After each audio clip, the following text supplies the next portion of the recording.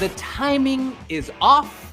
The way this coach is being treated in this situation, a coach who has taken Indonesia to this level, who has put together all of these Dutch players, all of these Indonesian players, all of these players who are all Indonesian, and made it work. He's made it work. That is an incredibly difficult feat to achieve. Yeah.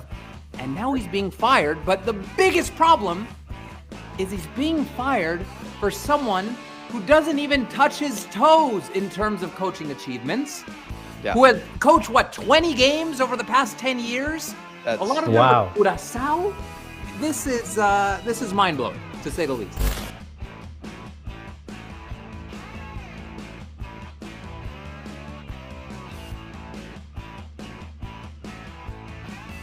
Hai semua, bagaimana kabar kalian?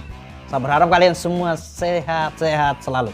Oke teman-teman semua, kita tahu bahwa minggu ini minggu penuh drama sedihan karena pergantian pelatih timnas Indonesia. Nah, tentu saja berita tentang pergantian pelatih timnas Indonesia ini bukan hanya heboh di tanah air, tapi juga heboh di berbagai mancanegara. Salah satunya adalah Belanda yang menjadi pusat para pemain keturunan timnas Indonesia kita. Nah, ada berbagai tanggapan yang dilontarkan oleh para komentator dari negara kincir angin ini dan juga beberapa komentator atau pandit dari negara di Asia Tenggara ya teman-teman. Nah, untuk lebih jelasnya kita langsung saksikan komentar mereka tentang perubahan ini. out of our friends from Indonesia, some of the biggest news in the region as Indonesia sacks Shin Tae-yong and hires our guy we know well, Mr. Patrick Kluivert, Netherlands legend. Let me put you guys both on the spot, and you guys have to choose. Roy, good move or bad move? Bad move. Okay. Too risky. Ini Ultimately, it's a good move. oke, And ini the reason ada is because, look, I agree. Risky as they come, but here's the thing. Do you really believe, as they're going right now, they're going to qualify for the World Cup? I don't know. They might be fourth place, right? So if you really believe this is your best chance, you need to find every inch you can. Take as big a swing as you can. It may not work. It may fall completely on its face, but you have to take this opportunity. And if you believe that he has something in him that can take these players to the next level, now's the time to play that card. So that, I understand that thinking. I don't know if it's the right decision, but I understand take the risk now, because I really, as encouraged as I am by this team, the way they were heading, maybe third, fourth place in the group, right? Okay. Can you get second place? Can you take down Australia? I don't know. He's an unknown. Maybe with this manager, Roy, it's uncertain. But hey, can we say one thing? One thing. This is incredibly unfair to Shin Tae-yong. wow. I mean, almost, despite this may be the right move, incredibly unfair. You're talking about really an unblemished record aside from this tournament, and then that one Olympic miss. Not qualifying for the Olympics was a miss. They had 3 opportunities to do it. They didn't do it. Other than that, this is a sad, sad day, and it's unfair. Yeah. What Yeah, makes you're it right. sad, Rocky, is it's insulting to him. If they would have gone and hired Van Gaal, Van Bommel, Schroeder, another good Dutch coach, then I understand. You're taking a step up, you're taking a risk, you're making a sacrifice, okay? You're sacrificing a good coach for a very good coach, or a good coach for a great coach. In this case, you're sacrificing a good coach. I don't know if I would say very good or great in his case, but he's a good coach. Yeah. For a coach that every Wild team he's card. coached, minus briefly in Curaçao, will tell you he's not a good coach. Look at his resume. He has a short resume for a reason, Rocky. No, we There's don't a very know. good reason All right. why it's so All short. right. By the way, all right. don't forget The timing is off. The way this coach is being treated in this situation, a coach who has taken Indonesia to this level, who has put together all of these Dutch players, all of these Indonesian players, all of these players who are all Indonesian, and made it work. He's made it work. That is an incredibly difficult feat to achieve. Yeah. And now he's being fired. But the biggest problem is he's being fired for someone who doesn't even touch his toes in terms of coaching achievements, Yeah. who has coached, 20 games over the past 10 years? That's A lot of Wow. Curaçao? This is mind-blowing, to say the least. Oke, nah teman-teman semua kita tahu bahwa ini komentar-komentar datang dari orang-orang Belanda sendiri meresponi apa yang terjadi di Timnas Indonesia, pergantian pelatih. Ya, ada yang setuju, ada yang belum bisa terima dengan kenyataan ini. Sama seperti yang terjadi di Indonesia. Ada masyarakat kita yang setuju, ada masyarakat kita yang tidak setuju karena pergantian ini. Karena ini sangat berisiko sekali. Di tengah-tengah Timnas Indonesia sedang mengikuti kompetisi kualifikasi Piala Dunia ya teman-teman semua. Ya, terlepas dari itu semua ya, apa yang sudah terjadi ya, kita hanya bisa memberikan kesempatan untuk pelatih timnas baru ini memberikan bukti bahwa dia bisa membawa timnas Indonesia lolos ke Piala Dunia. Nah, dengan pergantian pelatih ini otomatis ekspektasi atau target yang diberikan oleh masyarakat Indonesia itu lebih tinggi. Bukan hanya berakhir di fase keempat atau tapi target yang jelas adalah harus lolos Piala Dunia. Itu adalah harga mati karena sudah menggantikan pelatih yang lebih bagus. Nah, kita berharap ada perubahan yang terjadi ini bisa membawa dampak yang positif buat timnas Indonesia kita ya. Salah satu beberapa sebab yang diberikan Faiz adalah masalah komunikasi. Dia katakan bahawa dia masih lagi tak boleh communicate dalam bahasa Indonesia, English pun dia tak boleh, ada banyak translating issues. Kemudiannya ada juga rumors, ini rumors kita tak tahu, rumors yang mengatakan bahawa hubungan dia bersama dengan pemain-pemain heritage yang asal daripada Belanda ni tak berapa ngam. Hubungannya Kalau tidak seorang jurulatih, baik terutama atau tidak baik-baik jurulatih saja. yang sudah pun lama berada di tempat tersebut, cuba untuk melakukan sesuatu, okey, dan ada segerombolan pemain ataupun satu ataupun dua, mungkin satu dua individu ataupun beberapa pemain yang against dia, okey, ketika management berpihak kepada pemain, it never end well. Wow. Ada banyak detik-detik luar biasa dalam 12 bulan terakhir ni yang mungkin akan digunakan, ini adalah kejayaan terbesar Shin Tae-yong. Bagi aku tak. Bagi aku 12 bulan terakhir ni Kok Shin bisa? Tae-yong played a part, tapi juga dibantu oleh kemasukan influx of heritage players, Yeah. mengangkat technical ceiling of the team. Untuk betul-betul evaluate Shin Tae-yong punya contribution, hang kena tengok sebelum tu apa yang dia dah buat. Yeah. Sebelum dia dapat longgokkan pemain-pemain heritage ni, dialah yang membentuk the core of young players yang pada ketika ini ada bersama Indonesia.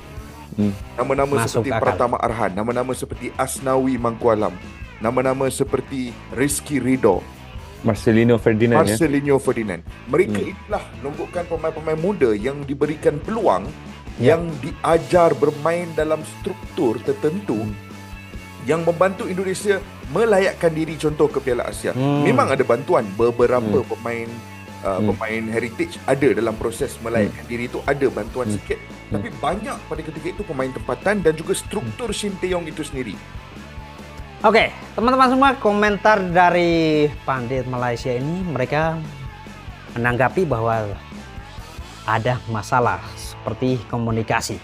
Komunikasi antara pelatih dengan para pemain itu menjadi kendala utama kenapa pergantian itu dilakukan. Nah, dengan harapan pergantian pelatih yang dilakukan ini supaya komunikasi antara pemain dan pelatih itu lebih mudah, tidak perlu lagi translator yang berkepanjangan untuk menyampaikan apa yang dimau oleh para pemain dan juga apa yang dimau oleh pelatih ini untuk kemajuan timnas Indonesia. Dan tentu saja menurut mereka ada rumor bahwa ada konflik antara beberapa pemain diaspora kita dengan pelatih atau coach Shin Tae-yong. Dan memang rumor itu beredar. Nah, untuk lebih pastinya itu sudah dijawab oleh beberapa orang, tapi ya biarlah itu sudah berlalu. Kita mau ungkit-ungkit lagi ya, sudah ada pergantian pelatih dan evaluasi itu sudah dilakukan, dan hasil akhirnya adalah fix terjadi pergantian pelatih, dan itu kita tidak bisa omong banyak teman-teman semua. Dan ada satu perkataan menarik yang saya tangkap dari komentator atau pandit Malaysia ini, ketika federasi lebih cenderung berpihak kepada para pemain, otomatis di situ tidak akan berakhir dengan baik. Nah, maksudnya di sini adalah seharusnya PSSI itu bersikap netral untuk menanggapi isu-isu yang terjadi. Tapi ya itulah, semua sudah terjadi. Kita hanya bisa memberikan kesempatan untuk pelatih baru ya teman-teman semua, supaya membuktikan bahwa apa yang diucapkan, apa yang diasumsikan oleh banyak pihak itu tidak benar, dan pelatih baru ini bisa memberikan kontribusi besarnya untuk timnas Indonesia dan berhasil membawa timnas Indonesia lolos Piala Dunia. Itu yang menjadi ekspektasi besar seluruh masyarakat Indonesia. Inilah dia coach terbaru timnas Indonesia yang bakal menggantikan Shin Tae-yong, iaitu Patrick Kluivert. So, apa yang aku akan beritahu selepas ni mungkin ada sesetengah orang Indonesia yang tidak senang untuk dengar. Tapi ini adalah pendapat aku semata-mata. Yang mana aku nampak sekarang ni PSSI, management timnas sekarang ni, memang diorang ni berpandukan dasar pandang ke Belanda. Okey, memang diorang berteraskan Belanda daripada pemain sampailah sekarang ke coach. Coach pun dapatnya orang Belanda. Okey. So, adakah benda ni bagus ataupun tidak bagus? Of course lah, ada yang bagus, ada yang tidak bagus. Dari segi bagusnya, communication lah akan improve. Sebelum ni coach Shin Tae-yong mungkin tak boleh langsung cakap Belanda, tak fasih sangat berbahasa Inggeris. Jadi nak communicate pula dengan player-player yang boleh cakap orang putih, boleh cakap Belanda, boleh cakap Indonesia. Tak ada yang boleh cakap Korea. Jadi dari segi communication tu agak kurang antara player dan juga coach. Tapi dari segi yang negatifnya, Patrick Kluivert ni bila tengok track record dia sebagai seorang manager, tak adalah power mana. CV dia memang tak bagus lah, senang cerita kan. Don't get me wrong, he's a very good player. Tapi as a manager, as a coach, setakat ni CV dia tidak memberangsangkan. Ada juga rumours yang kata Van Gaal akan tolong jadi director of football untuk timnas Indonesia. Yang ini belum confirm lagi. Tapi beberapa jam yang lalu aku nampak berita Louis Van Gaal dilaporkan telah membantah untuk menjadi director teknik timnas Indonesia. Jadi mungkin berita Van Gaal ni palsu lah, rumours semata-mata. Yang ni aku tak confirmkan lagi. Tapi kalau dapat Van Gaal, dan is very good lah, walaupun bukan sebagai coach tapi sebagai director of football pun is very very good. Sebab Van Gaal kot dah level memang international kan, dah bawa Belanda, dah bawa banyak-banyak kelab besar. Jadi dari segi pengalaman Van Gaal ni memang power lah. Tapi dari segi Patrick Kluivert sendiri, dia punya pengalaman kurang. Pengalaman manage tim-tim Asia ataupun negara-negara Asia langsung tak ada. Jadi agak berisiko lah move ni. Bukan aku nak cakap memang takkan berjaya. Boleh je satu hari nanti tiba-tiba berjaya je kan. Pergi je Indonesia ke Piala Dunia kan. Tapi setakat ini adalah move yang sangat berisiko daripada PSSI. Patrick Kluivert adalah coach untuk timnas Indonesia dan banyak yang ingin orang menantikan apa yang beliau boleh buat untuk pasukan timnas Indonesia. Kita tahu ya, Patrick Kluivert juga membawa asisten beliau, ada 2 orang daripada Belanda juga. Dan bila lihatkan balik barisan untuk asisten head coach untuk timnas Indonesia sekarang ni, boleh menjanjikan beliau lah untuk membawa Indonesia ke Piala Dunia lah.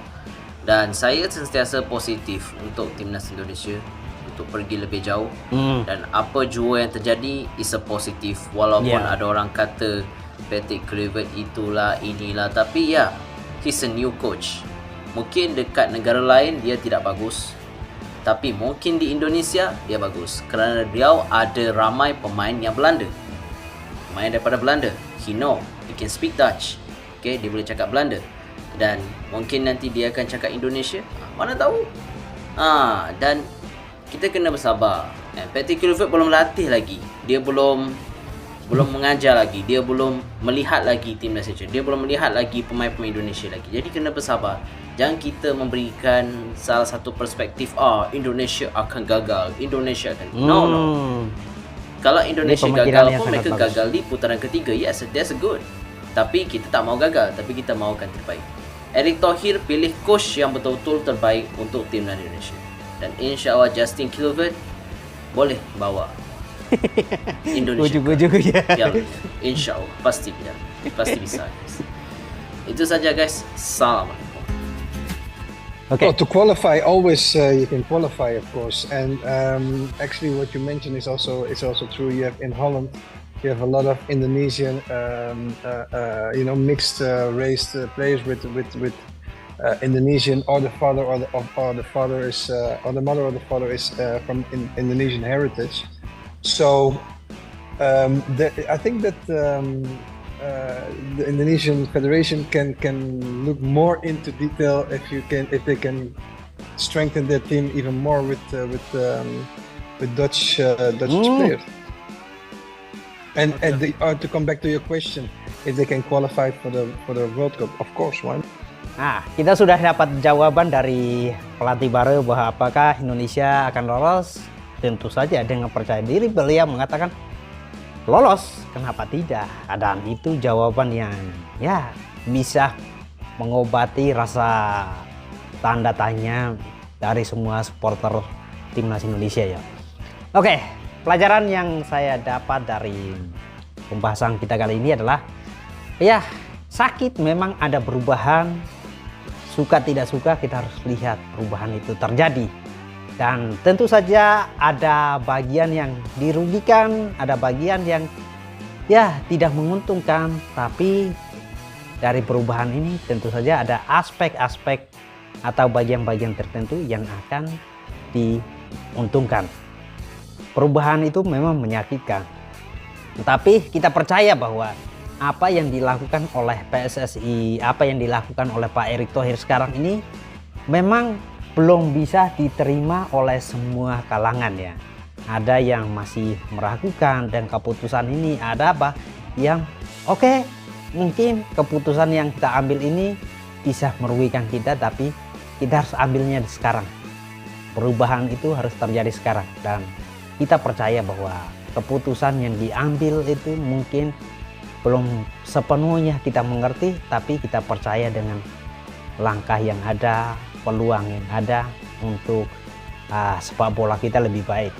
Nah, seperti yang saya bilang bahwa dengan perubahan ini otomatis harapan atau ekspektasi masyarakat Indonesia itu tinggi, yaitu wajib timnas Indonesia harus lolos karena sudah mengganti pelatih yang jauh lebih baik daripada STY. Terlepas dari pengalaman pelatih baru ini, otomatis masyarakat tidak melihat ke situ. Masyarakat akan melihat bahwa ini pergantian pelatih otomatis jauh lebih baik daripada STY yang bisa membawa timnas Indonesia untuk lolos ke Piala Dunia. Oke teman-teman semua, dukung terus timnas Indonesia.